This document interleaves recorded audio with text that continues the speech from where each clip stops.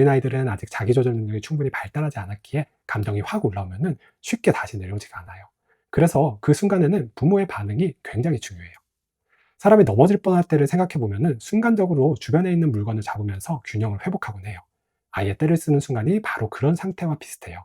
감정이 확 흔들리면서 중심을 잃어버린 상태인 거죠. 그런데 그때 아이가 붙잡는 가장 중요한 대상이 바로 부모예요. 아이들이 떼를 쓰면 정말 힘이 듭니다. 저도 아이를 키울 때 아이가 이렇게 막 떼를 쓰고 울고 자지러질 때 너무 힘들었었던 기억이 납니다. 이렇게 떼를 쓸 때 참 우리 애가 정상인가, 어떻게 지도해야 되나, 내가 어떻게 반응해야 되나 궁금할 때가 있을 텐데요. 오늘은 이 떼쓰기, 정상 범위, 그리고 떼를 쓸 때 부모가 어떻게 행동을 해야 되는지 한번 이야기를 드려보도록 하겠습니다.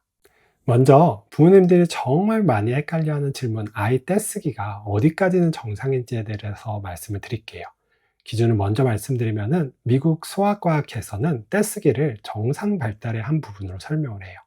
특히 1세에서 3세 사이에는 가장 흔하다고 해요. 또 미국 아동 청소년 정신의학회에서도 18개월에서 3세 사이 아이들은 떼쓰기가 비교적 흔하고 많은 아이들이 하루 한 번 정도 떼를 쓸 수 있다고 설명을 해요. 지속 시간은 보통 2분에서 15분 정도 범위에 든다고 해요. 그러니까 정리하면 이래요. 아이가 2세에서 3세 무렵 피곤하거나 배고프거나 원하는 것이 안 될 때 떼를 쓰는 것은 어느 정도 자연스러운 반응일 거예요. 하루 한 번 안팎이다, 15분 이내다, 그러면은 정상 범위라고 할 수가 있죠. 그런데 유아기 후반이 되면은 떼쓰기가 점점 줄어드는 게 일반적이에요. 하지만 5세를 넘어가서도 떼쓰기가 아주 심하게 반복되거나 한 번 시작하면은 15분을 넘긴다든지 하루에도 여러 번 반복된다든지 혹은 사람을 때리거나 물건을 부순다거나 이러면은 사실 이제 정상 범위를 넘어선 거예요. 그래서 이럴 때는 사실 정밀한 평가라든지 진단을 받아보는 게 필요할 수가 있습니다. 하지만 그 범위 안에라고 하면은 우리 아이가 정상적으로 잘 자라고 있구나 라고 생각을 해주시면 될 것 같아요. 아이가 떼를 쓸 때 가장 중요한 것은 부모가 안정적인 반응을 보여야 하는 것이에요. 많은 부모님들 이렇게 생각하실 수가 있어요. 아이 때문에 지금 상황이 힘든 건데 왜 부모가 먼저 침착해야 하죠? 그런데 이건 단순히 참으라는 이야기가 아니에요. 아이의 뇌와 감정 조절 방식 때문이에요. 아이가 떼를 쓰는 순간은 일부러 부모를 힘들게 하는 순간이라기보다 감정이 너무 커서 스스로 조절하기 어려운 순간에 가까워요. 특히 어린아이들은 아직 자기조절 능력이 충분히 발달하지 않았기에 감정이 확 올라오면 쉽게 다시 내려오지가 않아요. 그래서 그 순간에는 부모의 반응이 굉장히 중요해요.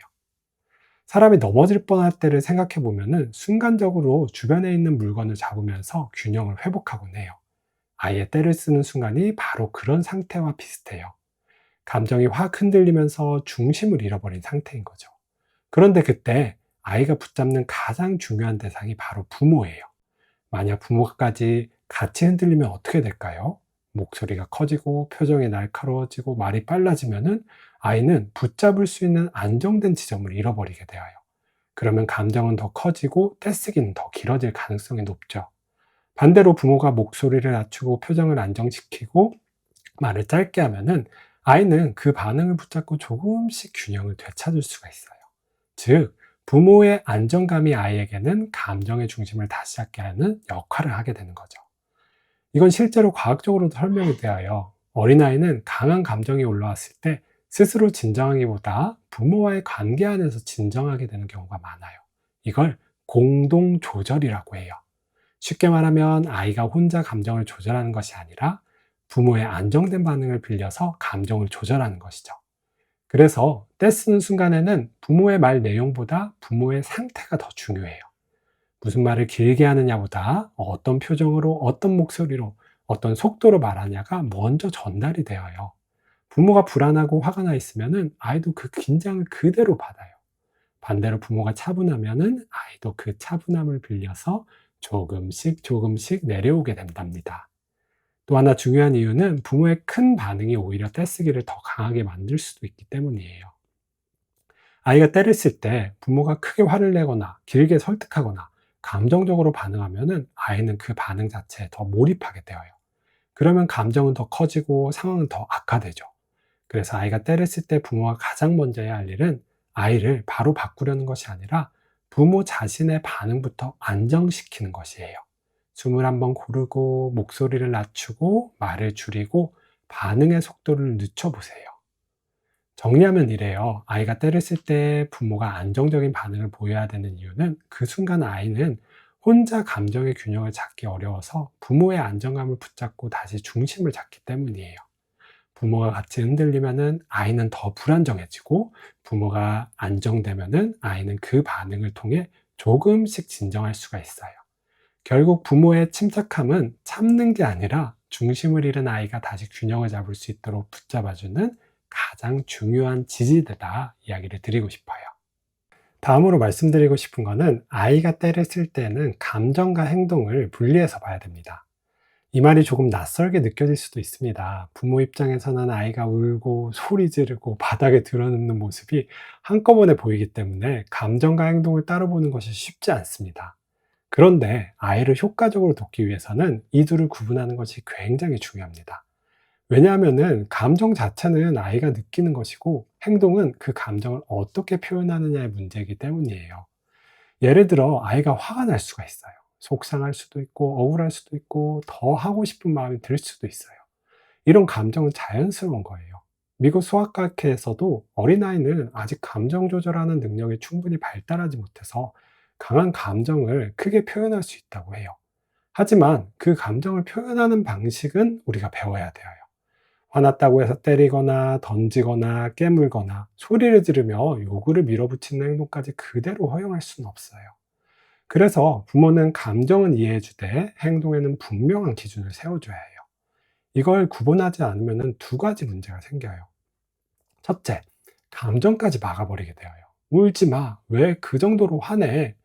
이런 반응을 반복하면은 아이는 감정이 잘못된 것처럼 느낄 수가 있어요.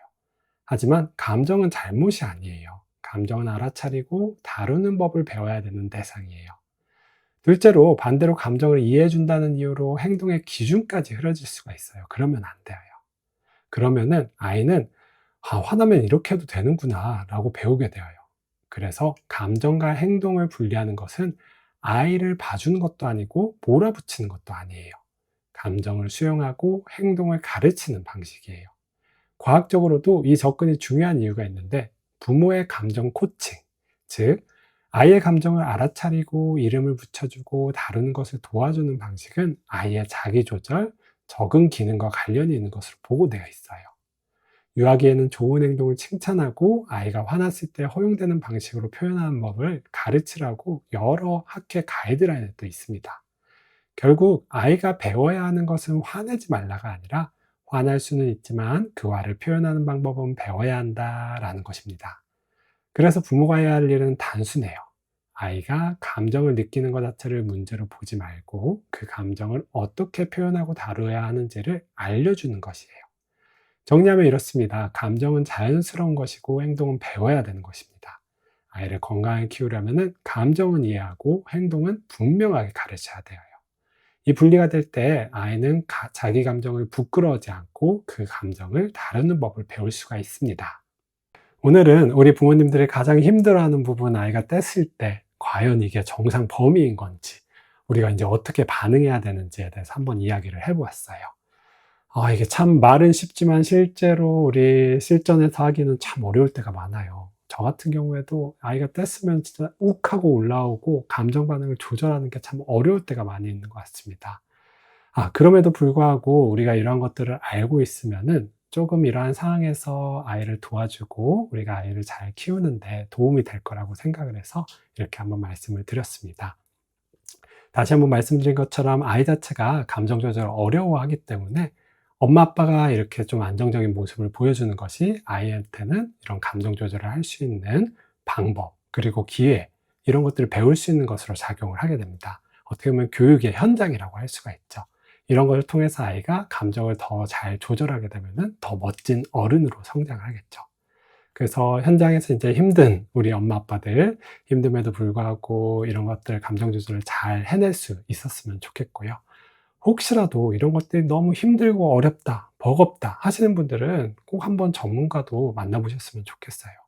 사실 그 어떤 다른 것보다 감정 조절에 이런 약물 치료가 도움이 될 때가 많아요.